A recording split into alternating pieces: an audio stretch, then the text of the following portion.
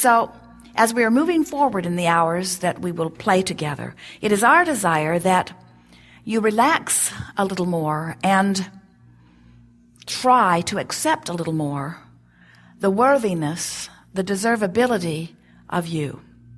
We want you to stop acknowledging who you are on the basis of how things have been. In other words, if you would like to have a lot of money, and by that we mean the freedom to do what you want to do financially, we would like you to begin pronouncing yourself financially secure now. We want you to base it on where you're going, not on where you've been. The thing that's a little tricky about that is that where you've been looking. You've been observing where you've been. Only then it was where you were, sort of like where you are. And there's a tendency to pay such attention to what is around me. So if my checkbook says I don't have enough money to pay my rent, then I accept that reality and I begin to beat a drum that says, this is who I am, this is who I am, this is who I am, or at least this is who I am financially, this is who I am financially. And so what we're wanting you to understand is that who you am is about how you feel. But if you're letting what is be the basis of how you feel, then what is who you am. Transcriber has a hard time with us. She doesn't know whether to type it as we've said it or as we should have said it. So, what is the byproduct of how you've been feeling and what you've been thinking. But what is coming is the byproduct of what you're doing about all of that now. And so, when we say to you that your powerful present is everything, that all of your power is here and now, what we're saying to you is you have the ability, the capacity to offer a vibration now that is different from how you've been offering it, if you know you do. Now, there are a lot of people that are just, we love you dearly, lazy. And by that we mean, rather than making the effort to think a thought that feels differently, you just think the thought that feels normal or usual. And then nothing much changes in your experience. And we want to be kind to you by saying, we want you to let yourself off the hook a little bit by acknowledging that law of attraction is in on that. In other words, it's logical that you would think thoughts sort of like the thoughts that you've been thinking, because the thoughts that you have been thinking are attractive in nature. And so things that match the thoughts that you've been thinking are surrounding you. So it's normal that you think a thought, the thought responds, the thought comes back to you in manifestational form, you observe what manifests, and then you begin speaking reality. This is how it is, you say. Sometimes you say, oh my goodness, I thought that and then it happened. And we say, you get what you think about whether you want it or not. What you observe, what you remember, what you reminisce, what you ponder, what you imagine, what you speak about, whether you are contemplating past, present, or future, wherever you are giving your attention, is generating a vibration that law of attraction is matching. So sometimes our physical friends will say to us, Abraham, I have to give this my attention because it is true. It is a reality. It's the way that it is. And we say, we see no logic in that. But as physical humans, you really are caught up in the idea of your physicalness, your physicality. This stuff that's manifesting around you feels like the main event to you. We know it does. And so when something is manifested, you say, well, there it is. Let's document it historically. Let's make it a statistic, and let's talk about it never-endedly, and let's build monuments about it, and let's make sure that our children and their children and their children who had nothing to do with this event, who weren't part of it in any way, let's make sure that they never, ever, ever, ever, ever, ever, ever, ever, ever forget. Let's keep it active in their vibration. And we say, let's not. Why take something that was not enjoyed by those who lived it and continue to carry it forward into generation after generation. When you understand vibration, you don't do that. When you understand vibration, you look in your now for things that make you feel good when you see them, because you understand that when you look at something in your now that pleases you, you activate it and you're going to get more of it. When you understand the power of vibration and you're looking in your past, you don't look for the whole collage. You don't look for the big picture. You don't look for every single event. You don't try to present a balanced view. You look into your past for those things that you love the very most, and as you focus upon them, they keep repeating themselves into your now and into your future, but you don't replicate the stuff you don't want. You're too smart for that. Why drag around stuff you do not want because it is some reality?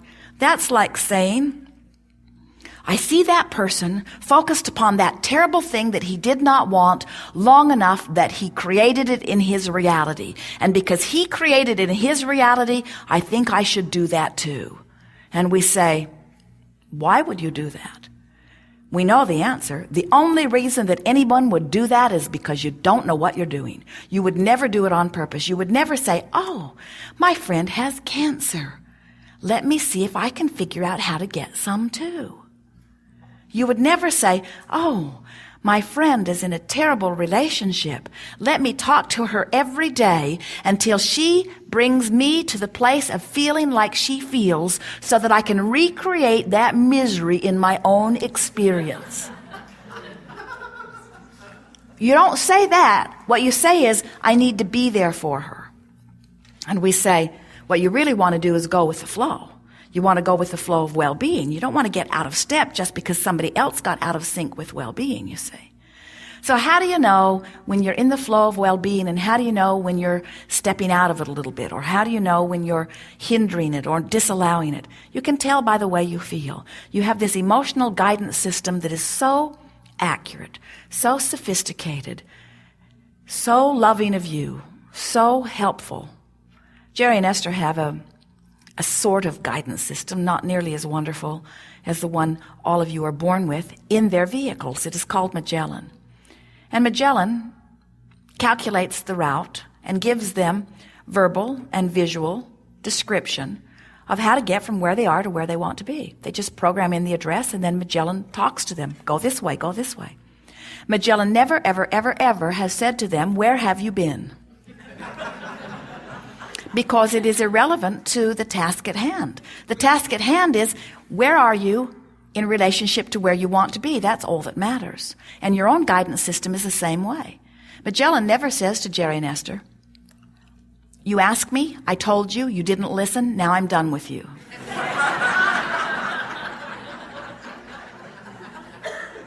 And your own guidance system is the same way. Your own guidance system is always there, fresh and willing to assist you from where you are to where you want to be. But you got to listen, and you got to know how your guidance system is talking to you. Magellan, Jerry and Esther, sometimes they will program her. It is a woman's voice. The man's voice was far too bossy. Jerry and Esther will program Magellan, and then they will get another idea. And rather than take the time to reprogram her, they will just go the way they've decided to go and try to ignore her. But she is relentless. She says, please return to the highlighted route. Please return to the highlighted route. She does not raise her voice. She does not get louder, but she continues to say, please return to the highlighted route. Please return to the highlighted route. Please return to the highlighted route. You said you wanted to go there. You are not going in the way that I recommend. Please return to the way I recommend. Please return to the way I recommend. Jerry will say, shut that broad up. If they continue to ignore her, eventually she will conclude that you're serious about your new divergence. And she will say, recalculating route. This is the point where your mother would say, you asked me, I told you, now don't ask me anymore. But Magellan says, given your new location and keeping in mind your determination to still get to where you want to be, this is what I now suggest. And your own guidance system is the same way. Always responding to where you are now and always leading you to the path of least resistance to that which you are seeking. Path of least resistance and path of most allowance are the same path. In other words, this is the best route for now. Well, how do you know if you're on your path? How can you tell? Magellan, it's obvious. She speaks right up. But many of you do not know that you have a Magellan or an Abraham in your ear. And so, how do you know? And we say, you can tell by the way you feel. When you're on your path, it feels like ease. It feels like joy. It feels like adventure. It feels like exhilaration. It feels interesting. It feels exciting. It feels soothing. When you're off your path, it feels irritating. It feels aggravating. It feels overwhelming. It feels frustrating. It feels fearful. It feels angry. It feels suffocating. In other words, you can tell when you are on your path and when you are not. Now, we want to give you something here that many of you may not be aware of. We want you to know that this is not a straight and narrow path. This is a wide and yielding, friendly, moving about, delicious path. There are so many paths that you could take to where you want to go. And there's not only one enjoyable path either. There are so many paths of excitement and adventure. In fact, some of you so much like adventure and excitement, you so much want to be alive that you don't even want the shortest path. You don't even want the easiest path. You want the most exhilarating path. You want the most adventurous path. That's why you cannot guide one another about your paths. That's why nobody can write a book, not even a book called Bible. No one can write a book. No one can write a process. No one can tell you the way to go. You have your own internal guidance system that is taking into consideration who you are, who you were before you were born, who you are as non-physical energy, who you are in this physical body, who you are in relationship to your environment, who you are in relationship to all things you want. Your guidance system knows who you are and adores you, and is lovingly saying to you, given everything I know about you, which is everything, given everything I know about you, if I were standing in your physical shoes, I would go this way. Why don't you try it and see how it feels? So, if you will make a decision to follow what feels good, you will be on your path, and it will be an extraordinary path. It will fulfill you in every possible way. We want you to understand that your path is not about this path that leads you to some place you want to be. It does do that, but that's not what the path is about. The path is about how fun it is to be on the path, how fun it is to be on the path, how fun it is to be on the path. In other words, you never get there, because as soon as you get to where you thought you were headed, even before you get to where you thought you were headed, the path lengthens, it expands. You never get there. Jerry and Esther were in Maui a few years ago. They've been there many times since, but on this particular occasion, they were on their way to Mama's restaurant, a fabulous restaurant on the other side of the island. And off they went. They knew where they were going. They'd been there before. And in the sky was the most incredible rainbow they had ever seen. So vivid in color. And Jerry said, Mama's is over there somewhere near the end of that rainbow.